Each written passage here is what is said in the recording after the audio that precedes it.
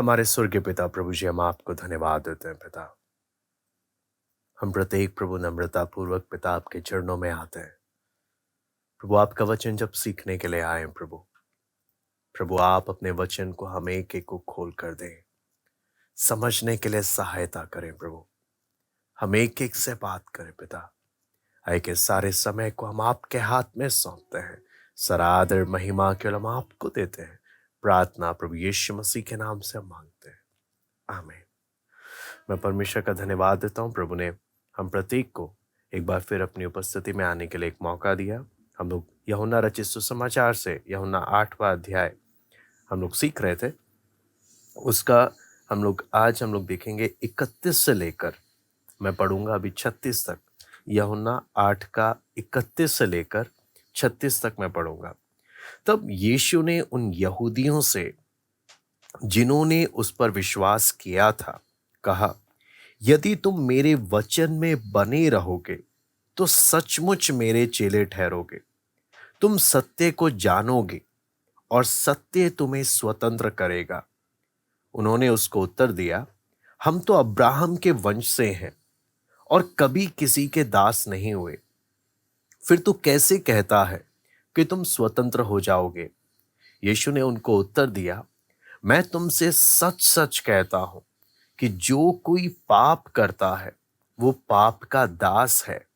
दास सदा घर में नहीं रहता, पुत्र सदा रहता है।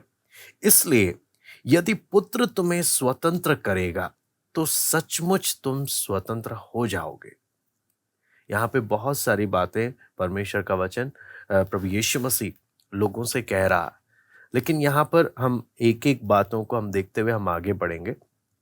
सबसे पहले 31 में लिखा है, यीशु ने उन यहूदियों से जिन्होंने उस पर विश्वास किया था। सबसे पहला जो प्रभु पर विश्वास कर रहे हैं, प्रभु उनसे बातें कर रहा है। जो प्रभु यीशु मसीह पर विश्वास कर रहे हैं उनसे क्या बात कर रहा है? यदि तुम मेरे वचन में बने रहोगे तो सचमुच मेरे चेले ठहरोगे, है ना। मेरे वचन में अगर बने रहोगे, यहां पर जब हम लोग परमेश्वर के वचन में जब ध्यान से देखते हैं, प्रभु यीशु मसीह बोल रहा है, तब तुम मेरे क्या ठहरोगे? चेले ठहरोगे। यहां पर वचन हमें स्पष्ट करता है, प्रभु यीशु मसीह स्वर्गारोहण के समय में भी अपने चेलों को जो बोलकर गया, वो क्या आज्ञा देकर गया? महान आदेश क्या था? जाओ सब जातियों के लोगों को मेरा चेला बनाओ। तो प्रभु चेला बनाना चाहता है। प्रभु यीशु मसीह का मुख्य उद्देश्य क्या था? कि जहां भी जाए मेरे चेले बने, है ना। चेले बोलते वक्त आपको मालूम है चेला कौन है?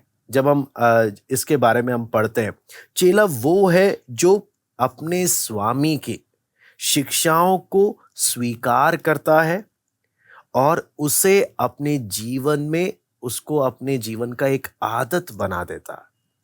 ये परमेश्वर के वचन को स्वीकार करता है, ना सिर्फ स्वीकार करता है, ना सिर्फ विश्वास करता है, ये उसे अपनी जीवन शैली में बना देता है। पर प्रभु यीशु मसीह की शिक्षाएं उसके जीवन शैली बन जाती है। जीवन शैली बोलने का मतलब क्या है? इसके जीवन में जो ये अपने जीवन से दिखाता है, ये जिस पर विश्वास करता है उस बात से नजर आता है। तो इसको समझने के लिए मैं आपको बोलता हूँ, एक बार आपको मालूम है एक कम्युनिस्ट से उनसे एक इंटरव्यू लिया गया। उनका जब इंटरव्यू लिया गया, कम्युनिस्ट लोगों ने क्या बोला कि हम कम्युनिस्ट लोग हम इसलिए नहीं सीखते कि हम लोगों को दिखाएं कि हम कितने ज्ञानवान हैं, हमें कितना नॉलेज है, हम कितना जानते हैं, बल्कि हम इसलिए सीखते हैं ताकि हम उन बातों को अपने जीवन में इस्तेमाल करें, हम अपने जीवन में दिखाएं कि हम उसके अनुसार चलते हैं। तो उसी प्रकार जब देखते हैं, अगर एक कम्युनिस्टवादी लोग, एक ऐसी सोच रखने वाले लोग, अगर इंसान ऐसी जो सोच रखता है कि हम इसलिए सीख रहे हैं सिर्फ ज्ञान दिखाने के लिए नहीं, सिर्फ बताने के लिए नहीं, हमारे जीवन से वो बात प्रकट हो, तो आप सोचकर देखें, प्रभु यीशु मसीह जब चेला की बात करता है कि तुम मेरे चेले बनोगे, है ना। अगर तुम सचमुच, जो मैं बोल रहा हूं इसलिए लिखा ना, यदि तुम मेरे वचन में बने रहोगे तो सचमुच मेरे क्या ठहरोगे? मेरे चेले ठहरोगे। तो इससे हम प्रभु यीशु मसीह की बातों को हम जब देखते हैं, प्रभु यीशु मसीह अपने विषय में जब एक चेले के विषय में जब बताता है, वचन हमें कुछ बातें और प्रकट कर कर देता है। पहला बात, प्रभु यीशु मसीह जब लोगों को अपनी ओर बुला रहा है, वो अपना स्टैंडर्ड डाउन नहीं कर रहा कि तुम जैसे तैसे आ जाओ, तुम मेरे पास आ गए, मेरे पास बड़ी भीड़ हो गई, है ना। प्रभु को भीड़ से कोई मतलब नहीं है, प्रभु को क्वालिटी चाहिए। आपको मालूम है, आज जब कोई आंदोलन, कोई नेता होते हैं, कोई पॉलिटिशियन पार्टी होती है, वो कुछ भी करते हैं तो लोगों को देखते हैं कितनी भीड़ आई है। उनकी खुशी और उनकी उदासी भीड़ पर डिपेंड करती है। लेकिन यहां पर जब हम देखते हैं, प्रभु यीशु मसीह बोलता है, प्रभु यीशु मसीह कुछ प्रमाण दे रहा, यानी अगर तुम मेरे चेले हो, अपने जीवन से साबित करो, है ना। वो एक चेला होने का प्रमाण क्या है? पहला 3 सिद्धांत है एक चेले होने का। कम से कम मैं 3 बातों को यहां पर रखूंगा कि हम किस प्रकार प्रकट करते हैं हम प्रभु यीशु मसीह के चेले हैं। नंबर 1, यहां पे लिखा है, मैं प्रभु के वचन में बने रहता हूं, है ना। ये मेरे अंदर का बात है, जो बाकी लोगों को नहीं दिख रहा। ये मेरे अंदर की स्थिति है, मैं प्रभु यीशु मसीह के वचन में बने रहता हूं, है ना। इसलिए प्रभु ने बोला, यदि तुम मेरे वचन में बने रहोगे तो तुम सचमुच मेरे क्या ठहरोगे? मेरे चेले ठहरोगे। तो यहां पर क्या क्या बातें, इसमें मेरे वचन में बने रहने का मतलब क्या है कि प्रभु यीशु मसीह के वचन की कुछ बातें पसंद करना और कुछ बातें ना पसंद करना, ऐसा नहीं है। पूरा प्रभु की हर एक बातों को स्वीकार कर कर अपने जीवन से दिखाना। प्रभु जो बोल रहा है उस बात को पूरा का पूरा स्वीकार करना। ये नहीं कि मुझे जो पसंद आया। होता है ना, कई बार हम लोगों से मिलते हैं तो हम बोलते हैं इस इंसान की मुझे ना ये आदत पसंद है, तो हम बोलते हैं इस इंसान की मुझे ये आदत पसंद नहीं है। तो हम लोगों में क्या करते हैं, कुछ पसंद होता है, कुछ नहीं पसंद होता। लेकिन जब हम प्रभु यीशु मसीह की बात करते हैं, है ना, तो वहां पर पसंद नापसंद का ऑप्शन नहीं है। मुझे पूरा क्या, मैं प्रभु यीशु मसीह के वचन पर, प्रभु यीशु मसीह से प्रभु होता है, मेरे वचन में पूरा पूरा बने रहोगे, है ना। ना सिर्फ सुनना है, उसमें बने रहना। बने रहने का मतलब क्या हुआ? आप अगर देखते हैं तो बने रहने में क्या क्या बातें आती है। सबसे पहला, प्रभु यीशु मसीह के वचन में अगर बने रहना है, मुझे प्रभु यीशु मसीह का वचन अच्छे से सीखना है। दूसरा बात, मुझे बने रहना है तो मुझे उसे मनन करना है। तीसरा बात, प्रभु यीशु मसीह के वचन में अगर बने रहना है, मुझे क्या करना है? मुझे उस वचन के प्रति आज्ञाकारी बनना है, मुझे उसके अनुसार चलना है। मेरे वो रोजमर्रा के जीवन से प्रकट होना चाहिए कि मैं वचन को सिर्फ सुनता ही नहीं हूं, मैं उस वचन के अनुसार मैं चलता भी हूं। वो एक सबसे महत्वपूर्ण बात हम यहां पर देखते हैं। मैं आपको एक घटना बताना चाहूंगा। कोलंबिया में, है ना, कोलंबिया का एक इवेंजलिस्ट था, एक सुसमाचार प्रचारक था। जो कोलंबिया का एक जो सुसमाचार प्रचारक था, वो अपने आयरलैंड से स्कॉटलैंड में जा रहा था सुसमाचार बताने के लिए। तो लोगों ने बोला कि आप उधर एक दिन नहीं टिक सकते हो, वहां पे इतनी ठंड है, इतनी समस्या है, इतना वो है। तो वो व्यक्ति नाव से जब जा रहा था, तो जब स्कॉटलैंड पहुंचा, आपको मालूम है, उसने वहां पर आकर अपनी उस नाव को पूरा तोड़ फोड़ कर उसको वहां पे जमीन पे गाड़ दिया, पूरी तरह से तोड़कर। तो लोगों ने पूछा, आपने ये क्या कर दिया? उन्होंने बोला, मैं प्रभु के वचन के प्रति आज्ञाकारी बनना चाहता हूं। क्यों आज्ञाकारी बोलने से इसका क्या मतलब है? हो सकता है इधर की मुसीबतों को देखकर, इधर की ठंड को देखकर, इधर की असुविधा को देखकर मेरा मन वापस आयरलैंड जाने का करेगा। अब मैंने जब नाव को तोड़ दिया तो मैं जाना भी चाहूं तो मैं नहीं जा पाऊंगा। आप समझना, परमेश्वर के वचन के प्रति आज्ञाकारिता, एक पूर्ण आज्ञा। कौन व्यक्ति है जो वचन में बने रहने के लिए मेहनत करता, जो पीछे हटने के हर एक चांसेस को अपने जीवन से काट देता है कि मैं अगर वापस जाना चाहूं भी तो भी मैं नहीं जा पाऊंगा, क्योंकि मुझे प्रभु की आज्ञा का पालन करना है। क्योंकि मन बहुत धोखेबाज है। हाँ, मन क्या है? धोखा देने वाला है। अगर मैं मन की सुनकर चलूंगा, हो सकता है आज मैं प्रभु के वचन के अनुसार चल रहा हूं, बाद में शायद मेरा मन करेगा पीछे हटने का, है ना। तो ये इन्होंने क्या किया, इन्होंने पहले ही नाव को तोड़ फोड़ कर गाड़ दिया ताकि मन भी करे तो भी मैं ना जा पाऊं। क्यों? मुझे आखिरी दम तक मुझे प्रभु के प्रति आज्ञाकारी बने रहना। एक सभा में एक बहन का गवाही भी मैं पहले भी बता चुका हूं, फिर भी मैं उसको बताना चाहूंगा। एक आराधना में खड़े होकर एक बहन गवाही जब देने लगे, एक खाली कागज है, खाली कागज लेकर उस पे नीचे साइन कर कर क्या चीज बोलते हैं मुझे नहीं मालूम, प्रभु की मेरे जीवन में क्या इच्छा है, क्या योजना है, लेकिन मैंने नीचे साइन कर दिया है। नीचे साइन करने का मतलब क्या है? प्रभु की जो भी इच्छा है मेरे जीवन में, जो भी योजना है मेरे जीवन में, वो मुझे स्वीकार्य है। प्रभु जो लिखना चाहे मेरे जीवन में वो लिख दे, मुझे वो स्वीकार्य है। ये वो लोग हैं, आपको मालूम है, जो सचमुच परमेश्वर के वचन में बने रहने का समर्पण करते हैं। इनके जीवन से प्रमाणित हो जाता है, इनके जीवन में पवित्र आत्मा खुलकर काम कर पाता है। क्यों? ये परमेश्वर की इच्छा जानने के बाद फैसला नहीं लेते। इन्हें बिना प्रभु की इच्छा जाने इन्होंने क्या फैसला सुना दिया, प्रभु आपकी जो भी इच्छा है मुझे मंजूर है, मुझे स्वीकार्य है। हमने देखा स्कॉटलैंड में जाने के लिए जो सुसमाचार प्रचारक गए, उन्होंने क्या किया? अपनी नाव को तोड़ फोड़ कर क्या कर दिया? जमीन में गाड़ दिया। क्यों? मुझे वचन में बने रहना। हो सकता है मेरा मन वचन से हटने का करेगा, करने पर भी मैं ना जा पाऊं। ऐसा कर कर अपने जीवन से प्रमाणित करते हैं कि मुझे प्रभु के वचन में बने रहना। क्योंकि वचन क्या, प्रभु यीशु मसीह बोलते हैं, यदि तुम मेरे वचन में बने रहोगे तो सचमुच मेरे क्या ठहरोगे? मेरे चेले ठहरोगे। आप और मैं आज पूछ सकते हैं, आप और मैं, हम कितना मेहनत करते हैं इस प्रकार से बने रहने के लिए कि हाँ, मेरा मन चंचल है, हो सकता है मेरा मन आज ठीक है, बाद में हो सकता है पीछे जाने का मन करे। हाँ, क्या मैं पीछे जाने के हर रास्तों को मैं काट डालता हूं कि प्रभु मुझे आपके पीछे ही चलना है। हाँ, मुझे संसार के पीछे चलना नहीं है।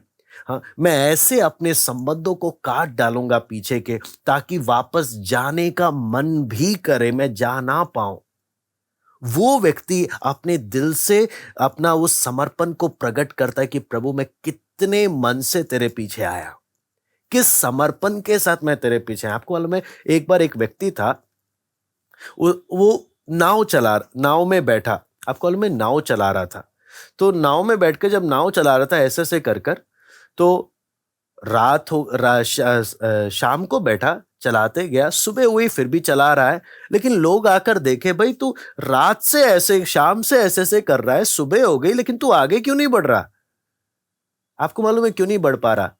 क्योंकि वो जो रस्सी है ना, कुंडा फंसा रखा है खंबे पर, तो कितना भी हाथ पैर चलाइए तो आगे जाएगा ही नहीं। क्यों? आप इस रस्सी को खोल दो ना, आगे तो जाओ। इस रस्सी को काट दो, खोल दो, आगे जाओ। नहीं नहीं नहीं, अगर बाई चांस कुछ दिक्कत हो गई तो वापस कैसे मैं आऊंगा? बाई चांस कुछ हो गया, मैं वापस कैसे लौटूंगा?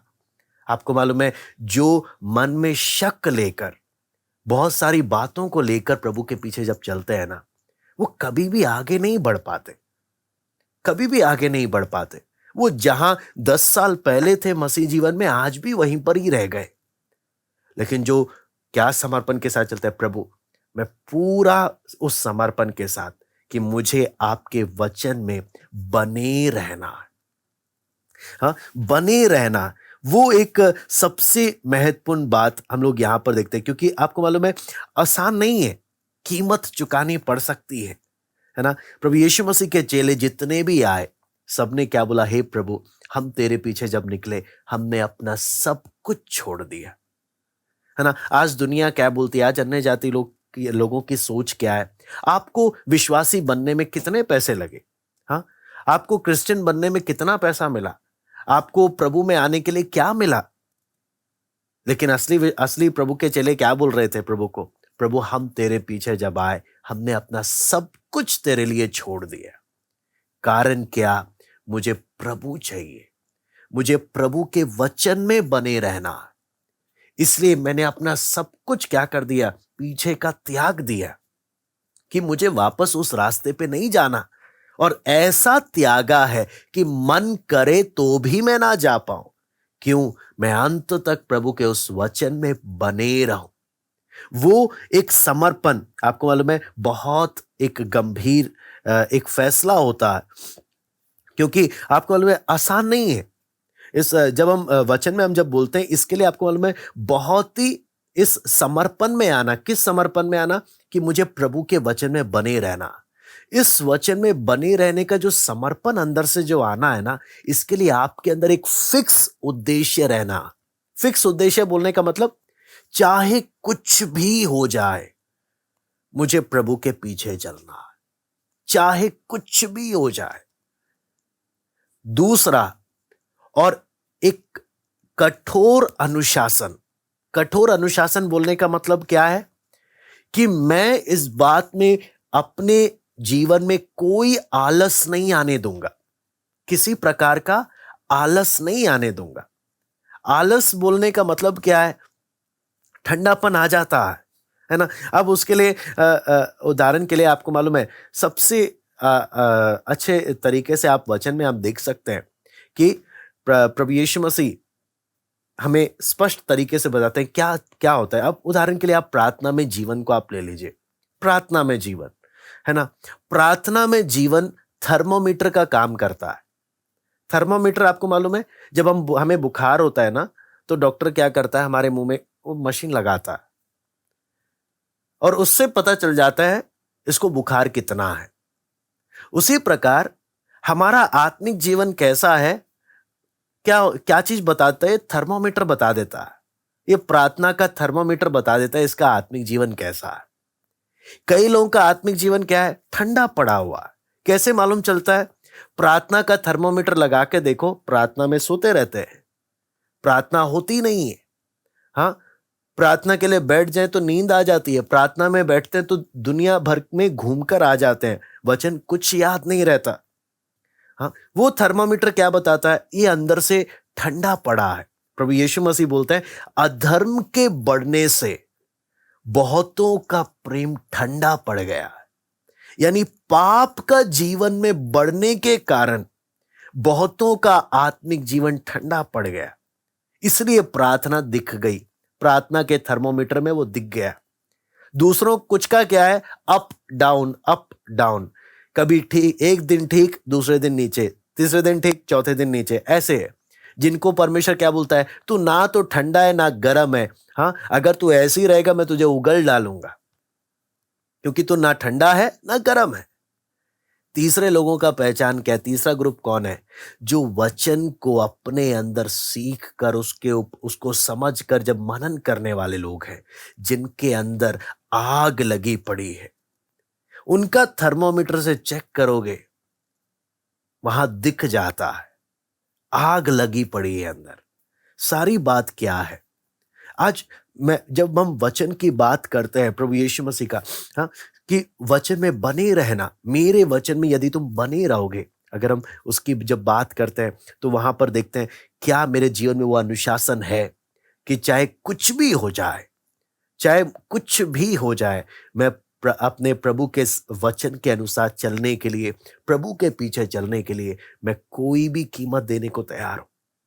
मेरा मन करेगा, हो सकता है कितनी बार ऐसी बातें आएंगी जो मुझे वापस संसार की ओर ले जाने के लिए मेरा मन करेगा, लेकिन उस समय मैंने कठोर अनुशासन डालना है। चाहे कुछ भी हो जाए, चाहे मेरा मन कितना भी करे, पीछे लौटने का सवाल नहीं है, संसार की बातों में वापस जाने का सवाल नहीं है। वो एक समर्पण यहां पर आपको मैं अनुशासन से, मेरे मसीह जीवन में अनुशासन से आता है। क्यों? इसमें समय लगता है। वचन को हम बार बार जब मनन करते हैं, आपको मालूम है, आपने गाय को देखा होगा, गाय क्या करती है? जब उसको खाने घास वास, जब उसका अपना खाना चारा देखते हैं ना, वो लोग जल्दी जल्दी खा लेते हैं और खाकर बैठ जाते हैं। और आप देखेंगे जब वो कुछ खा भी नहीं रहे होते हैं ना, उनका मुंह चलता रहता है। मालूम है क्यों चलता रहता है? जो उनके अंदर एक थैली है, जो खाते हैं वो उस थैली में भर जाता, और बाद में क्या होता है, वो उस थैली में से निकालकर उसको चबाते रहते हैं, और उससे फिर उनको ताकत मिलता है। पहले क्या करते हैं, जाकर फटाफट अंदर डालते रहते हैं, और बाद में उसको क्या करते रहते हैं, चबाते रहते हैं, और उसे अपनी ताकत में बदलते हैं। उसी प्रकार जो हम सुबह के टाइम वचन पढ़े, जो हम दिन भर में वचन सुने, क्या हम खाली समय में उस वचन को मनन करते हैं, या खाली समय में हम व्यर्थ बातें सोचते रहते हैं? खाली समय में हम दूसरा क्या कर रहा है, ये क्या कर रहा है, दूसरे ने क्या किया, हम वो सोचते हैं, या वचन को हम मनन करते हैं? वचन मनन करेंगे तो ताकत मिलेगी, तब आग लगेगी, तब मेरा आत्मिक जीवन क्या होगा, बलवंत होगा। लेकिन अगर मैं क्या कर रहा हूं, सिर्फ इधर उधर की बातें सोच रहा हूं, वचन तो पढ़ रहा हूं लेकिन खाली समय में इधर उधर की बातें अगर सोच रहा हूं, इधर उधर की व्यर्थ बातों में मेरा मन लगा हुआ है, तो हम कभी भी मसीह जीवन में आगे नहीं बढ़ पाएंगे। इसलिए इस बात को बहुत गंभीरता से हम लोग समझे। इसलिए मैं चाहूंगा हम एक वचन पढ़े, इब्रानियों 4:2। इब्रानियों 4:2।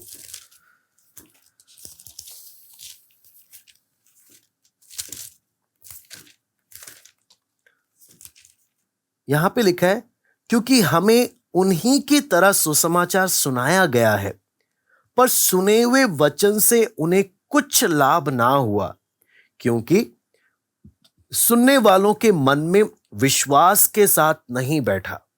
मैं दोबारा से पढ़ता हूं, क्योंकि हमें उन्हीं की तरह सुसमाचार सुनाया गया है, पर सुने हुए वचन से उन्हें कुछ लाभ नहीं हुआ, क्योंकि सुनने वालों के मन में विश्वास के साथ नहीं बैठा।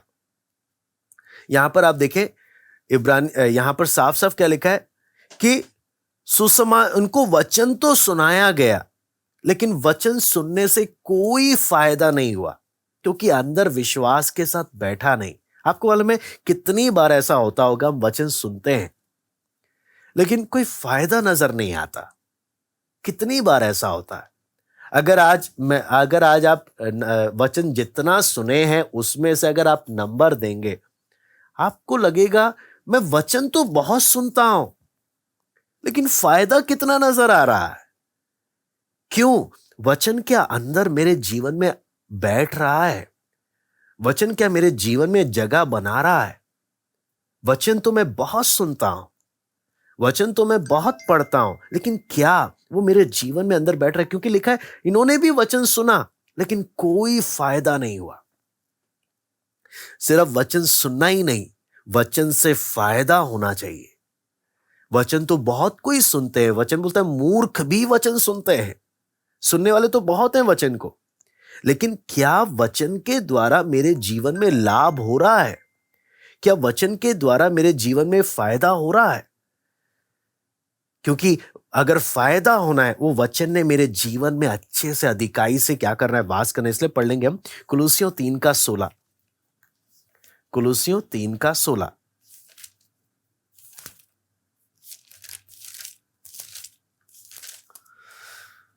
यहां पे लिखा है, मसीह के वचन को अपने हृदय में अधिकाई से बसने दो और सिद्ध ज्ञान सहित एक दूसरे को सिखाओ, चिताओ और अपने मन में अनुग्रह के साथ परमेश्वर के लिए भजन और स्तुति गान और आत्मिक गीत गाओ। यहां पे लिखा है मसीह के वचन को अपने हृदय में अधिकाई से क्या करने दो, बसने दो। मुझे वचन में अगर बने रहना है तो वचन को मुझे अपने जीवन में बने रहने देना, अधिकाई से बसने देना। आपको मालूम है अंदर से एक आत्मिक भरपूरी का जीवन कहां से आता है? ये आत्मिक भरपूरी कब मेरे जीवन में दिखता है? जब मैं वचन को अंदर बसने देता हूं। ज्यादा कुछ नहीं करना है, वचन को आप अंदर बसने दो, आग अपने आप लग जाएगी। लेकिन होता क्या है, वचन हम सुनते बहुत हैं लेकिन विश्वास के साथ नहीं अंदर जा रहा, ठहर नहीं रहा, इसलिए कोई लाभ नहीं हो रहा। वचन अंदर जाएगा, अधिकाई से बसेगा, अपने आप उस भरपूरी में आ जाएंगे। अपने आप वो आग आपको अंदर लगेगी, जो प्रभु के साथ चलने का अनुभव जो होता। तो सारी बात है, क्या वो मेरे जीवन में प्रकट है? चेले का प्रमाण नंबर 1, ये वचन को अपने जीवन में बसने देता है, ये निरंतर उसमें बने रहता है, चाहे कुछ भी उसे कीमत देना पड़े। नंबर 2, आप अगर यूहन्ना 13 का 34-35 में पढ़ेंगे तो वहां पे क्या लिखा है, मैं नई आज्ञा तुम्हें देता हूं। हाँ, वो आज्ञा क्या है, जैसा मैंने तुमसे प्रेम किया वैसे ही तुम भी एक दूसरे से प्रेम रखो, जिससे लोग जानेंगे, सब लोग जानेंगे तुम मेरे क्या हो, मेरे चेले हो। 3 प्रमाण। पहला प्रमाण, मेरे वचन में बने रहो, जिससे लोग जानेंगे तुम मेरे चेले हो। दूसरा, एक दूसरे से प्रेम रखो, जिससे लोग जानेंगे तुम मेरे क्या हो, मेरे चेले। चेले होने का प्रमाण है। हाँ, प्रार्थना भवन में आ रहे हैं या वचन सुन रहे हैं, वो प्रमाण नहीं है चेले का। वचन में बने रहना, एक दूसरे से प्रेम करना। हाँ, ये प्रेम, ये अंदर का बात था, वचन में बने रहना। बाहर से क्या चीज दिखने वाला है, ये सबसे क्या करने वाला है, एक दूसरे से प्रेम रखने वाला। और वो प्रेम कैसे हम लोग देख सकते हैं, आपको मालूम है, यहां पर जब प्रेम की बात की है, हम एक दूसरे से प्रेम रखने की जब बात की है, प्रेम इसलिए नहीं रखना क्योंकि आप उन लोगों को पसंद करते हैं। प्रेम इसलिए नहीं रखना क्योंकि वो आकर्षित है। प्रेम इसलिए नहीं रखना कि वो आपके पड़ोसी हैं। प्रेम इसलिए नहीं करना क्योंकि वो आपका परिवार है। प्रेम इसलिए रखना क्योंकि वो प्रभु की आज्ञा है। मैं दोबारा से बोलता हूं, जब प्रभु यीशु मसीह ने बोला एक दूसरे से प्रेम रखो, जिससे लोग जानेंगे तुम मेरे क्या हो, चेले हो। मैं दूसरे से इसलिए प्रेम नहीं करता क्योंकि वो मुझे पसंद है। मैं इसलिए नहीं करता क्योंकि वो आकर्षित है, या वो मेरा परिवार है, या वो मेरा पड़ोसी है, या जो भी है। मैं प्रभु के समान प्रेम क्यों रखता हूं, ये प्रभु की आज्ञा है। प्रभु का प्रेम कैसा था? हाँ, आप अगर देखेंगे प्रभु का प्रेम कैसा था, जिसमें 1% स्वार्थ नहीं। आज कितना सभी अच्छे से अच्छा इंसान आप देख लो, उसके अंदर कोई ना कोई सेल्फ इंटरेस्ट तो है, कोई ना कोई अपना स्वार्थ तो है। लेकिन प्रभु का प्रेम आपके और मेरे प्रति क्या है? एक स्वार्थ नहीं है। मेरा प्रभु के समान प्रेम बाहर से जब दिखता है, वो प्रमाणित करता है मैं प्रभु का चेला हूं। ये कौन सा प्रेम है? निस्वार्थ प्रेम है। ये कौन सा प्रेम है? क्षमा करने वाला प्रेम है। अगर आप प्रभु यीशु मसीह के जीवन को देखेंगे, आप इसके अपनों ने इस पर शक किया, इसका इनकार किया, इसको धोखा दिया, इसको त्याग दिया, लेकिन फिर भी इसने उनसे प्रेम किया। इसलिए क्या बोला? जैसा मैंने तुमसे प्रेम रखा वैसा ही तुम भी एक दूसरे से क्या रखो। हाँ, जो हमें चोट पहुंचाते हैं, हमें दुख देते हैं, हमें हमारे इच्छा के अनुसार के नहीं होते, हमें उनसे प्रेम करना बहुत मुश्किल हो जाता है। लेकिन यहां पर प्रेम क्या है? मैंने तुमसे रखा, तुमने भी एक दूसरे से क्या रखना है? प्रेम रखना है। पतरस ने इनकार किया, प्रभु ने क्षमा किया। क्षमा करने वाला प्रेम है ये, निस्वार्थ प्रेम है ये। तीसरा, ये बलिदान रूपी प्रेम है। बलिदान रूपी प्रेम क्या है? हाँ जी, जब भी आप प्रेम करते हैं, आपको उसका कीमत चुकाना पड़ेगा। ये फ्री वाला प्रेम नहीं है, इसका कीमत चुकाना पड़ेगा। प्रभु ने कितना कीमत चुकाया? अपनी जान तक दे दी, अपनी जान तक दे दी। इससे साफ साफ क्या मालूम है? हाँ, अगर मैं, इसलिए 1 कुरिन्थी 13वां अध्याय क्या बोलता है? मैं प्रचार करूं, मैं प्रार्थना करूं, मैं दान करूं, मैं अपने आप का बलिदान करूं, हाँ, लेकिन अगर मैं प्रेम ना रखूं, मैं कुछ भी नहीं। वो परमेश्वर का प्रेम मेरे चेले होने का प्रमाण देता है। तीसरा और आखिरी प्रमाण एक चेले का क्या है? वो क्या है? यहां पर आप यूहन्ना 15 का 7 और 8 मैं पढ़ना चाहूंगा। यूहन्ना 15 का 7 और 8। यदि तुम मुझ में बने रहो और मेरा वचन तुम में बना रहे, तो जो चाहे मांगो वो तुम्हारे लिए हो जाएगा। मेरे पिता की महिमा इसी से होती है कि तुम बहुत सा फल लाओ, तभी तुम मेरे चेले ठहरोगे। आप यहां पर देखेंगे वचन में बने रहने का परिणाम। हमने स्टार्टिंग किससे किया? वचन में बने रहना। इसलिए दोबारा से मैं पढ़ूंगा, यदि तुम मुझ में बने रहो और मेरा वचन तुम में अगर बना रहेगा, तो क्या लिखा है, जो चाहो मांगो वो तुम्हारे लिए हो जाएगा। मेरे पिता की महिमा इसी से होती है कि तुम बहुत सा फल लाओ, तभी तुम मेरे क्या ठहरोगे, मेरे चेले ठहरोगे। यहां पर अगला चेला होने का प्रमाण क्या है, मेरे जीवन से फल दिखना चाहिए। अगर फल नहीं है मेरे जीवन में तो मैं चेला नहीं हूं, है ना। तो आप देखेंगे फल किस लिए है, फल के दो पहलू हैं। फल पिता के, फल परमेश्वर के लिए है, दूसरा फल मनुष्य के लिए है। मेरे जीवन से निकलने वाला फल पिता परमेश्वर के लिए है, लोगों के लिए, दोनों के लिए मेरे जीवन का फल प्रकट करता है। क्यों? ये फल मेरे स्वभाव को दिखाता है। नंबर एक, ये फल मेरे जीवन से दिखने वाले फल क्या दिखते हैं, मेरे चरित्र को, मेरे कैरेक्टर को, है ना, मेरे स्वभाव को। गलाती 5 का 22 और 23 में हम देख सकते हैं आत्मा का फल क्या है, प्रेम, और बाकी उसके गुणों को हम देखते हैं, आनंद, शांति, धीरज, कृपा, भलाई, है ना। ये सारी बात मेरे जीवन से दिखना चाहिए।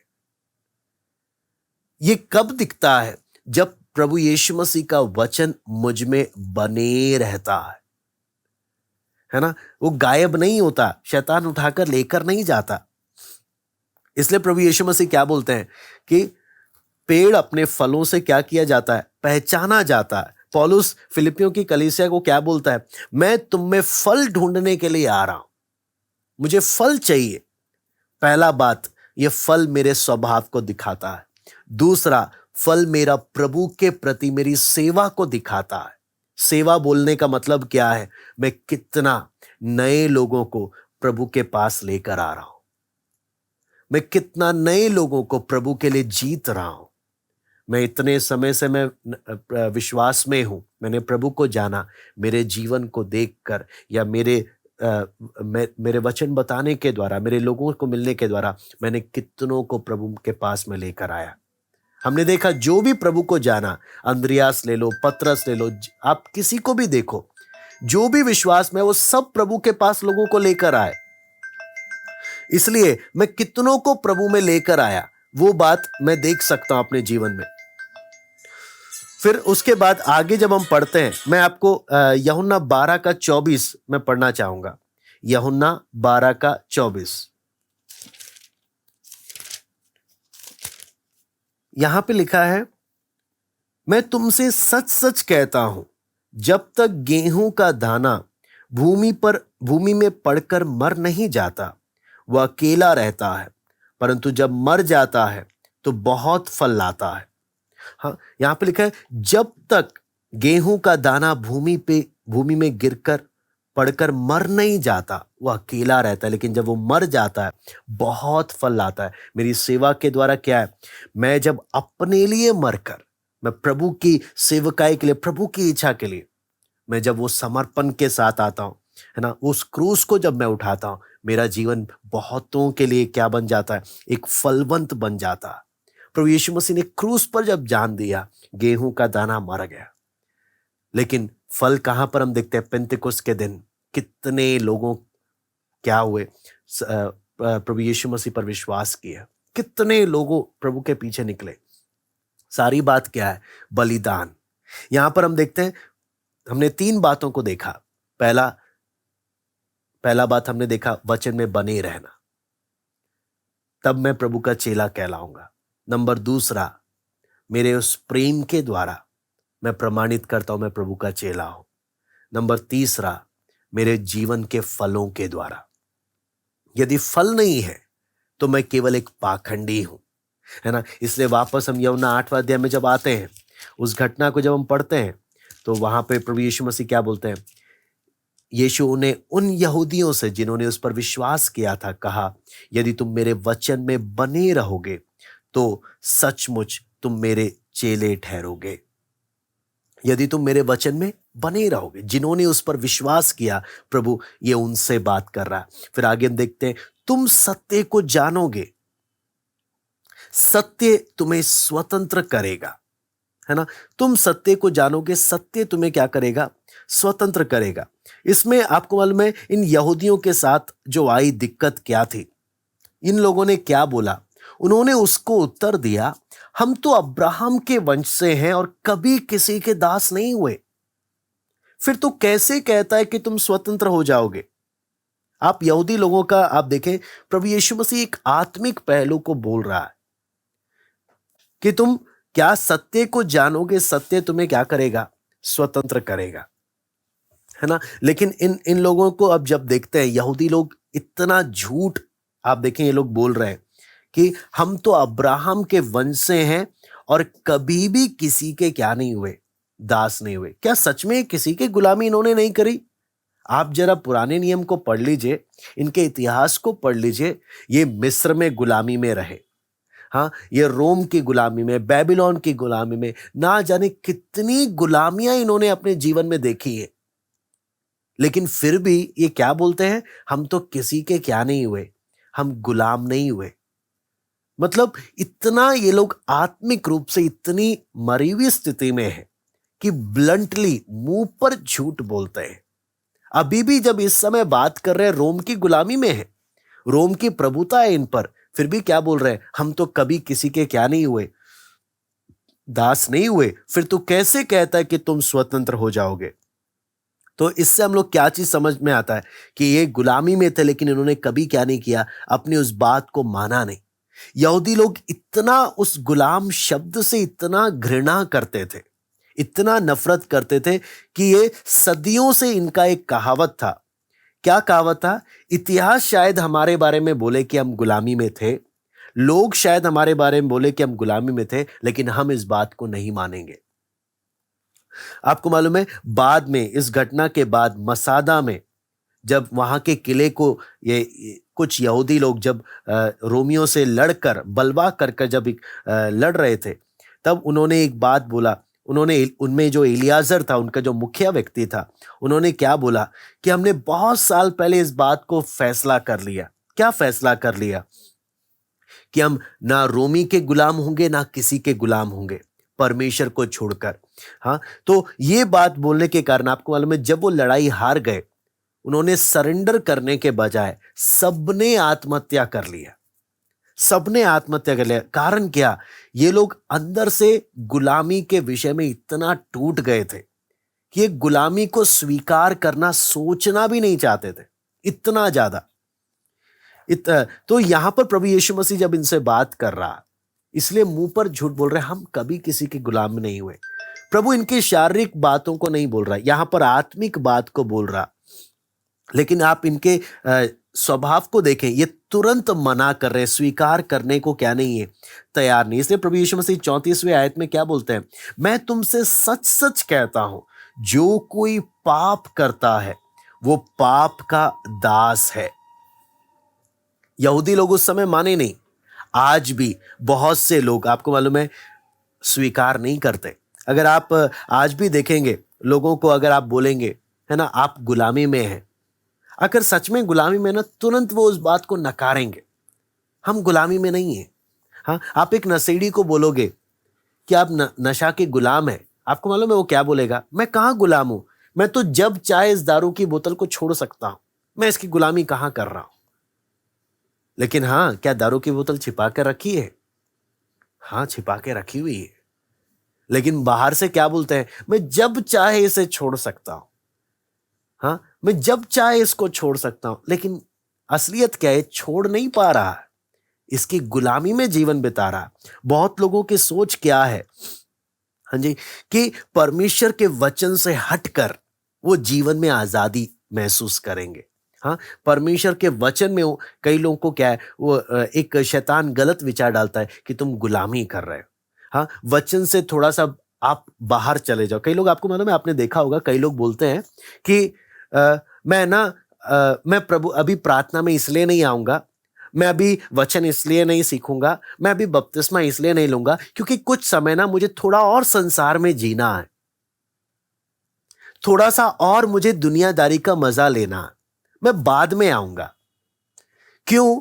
उनको लगता है, एक गलत फहमी है कि वचन को छोड़कर मैं आजादी के पीछे जा रहा हूं, मैं आजादी वाला जीवन जी रहा हूं। जबकि असलियत क्या है? वचन को छोड़कर ये गुलामी की जिंदगी में जा रहा है, और इतनी बड़ी गुलामी में जा रहा है जो इसने कभी सपने में नहीं सोचा होगा। ये कितनी गुलामी में अपने आप को फंसाता हुआ जा रहा। लेकिन अभी ये क्या बोल रहा है? मैं प्रार्थना में इसलिए नहीं आना चाहता, मैं बपतिस्मा इसलिए नहीं लेना चाहता, मैं वचन में मैं संगति इसलिए नहीं करना चाहता क्योंकि मुझे थोड़ा समय और दुनिया का क्या लेना है, मुझे मजा लेना।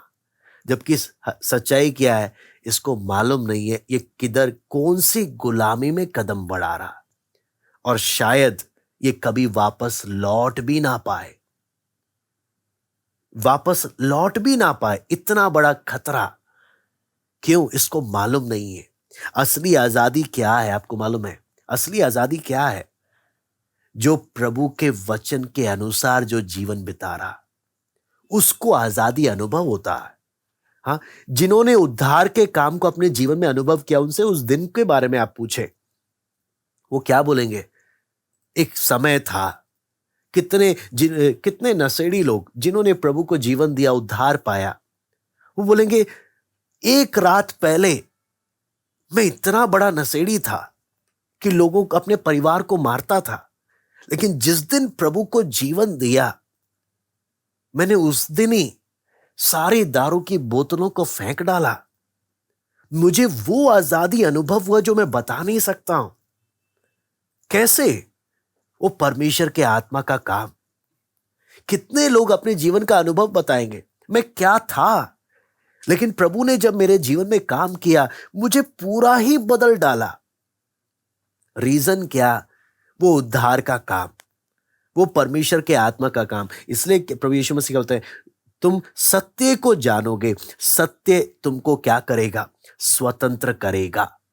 तुम सत्य को जानोगे, सत्य तुम्हें स्वतंत्र करेगा। लेकिन जो पाप में जीवन बिता रहा है ना, वो कभी स्वीकार नहीं करेगा कि मैं किसी गुलामी में हूं। जो पाप में जीवन बिता रहा है, वो कभी इस बात को मानेगा नहीं मैं गुलामी में हूं। वो तुरंत क्या बोलेगा? मैं किसी गुलामी में नहीं हूं। कौन सा पापी मानेगा कि मैं पापी हूं? है ना? कौन सा चोर मानेगा कि मैं चोर हूं? रीजन क्या है? तुरंत इनकार करना, तुरंत इनकार करना। आपको मालूम है शिमशोन के जीवन की घटना को भी आप जानते हैं, है ना?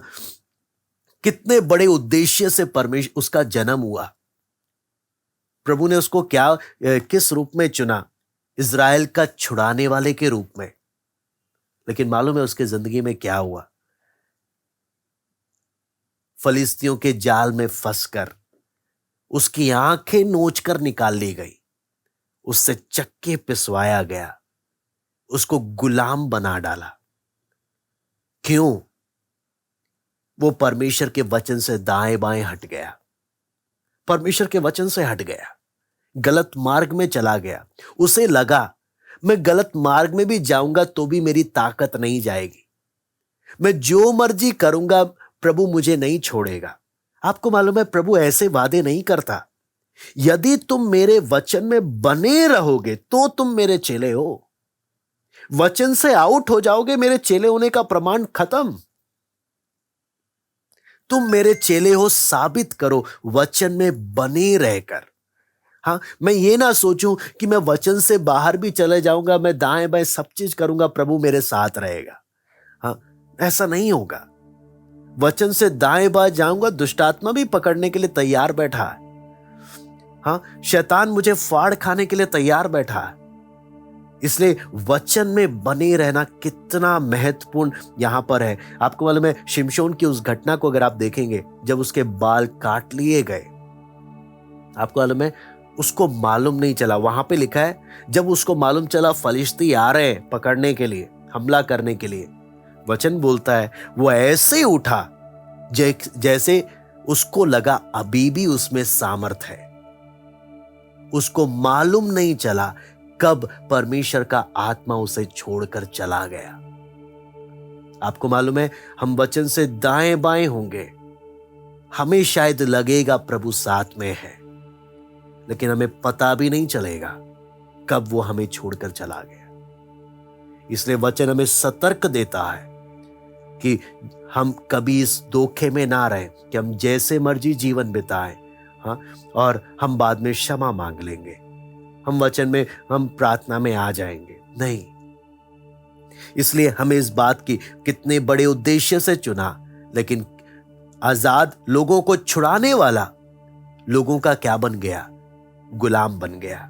दुश्मन को मार मार कर भगाने वाला उसी दुश्मनों का क्या बन गया?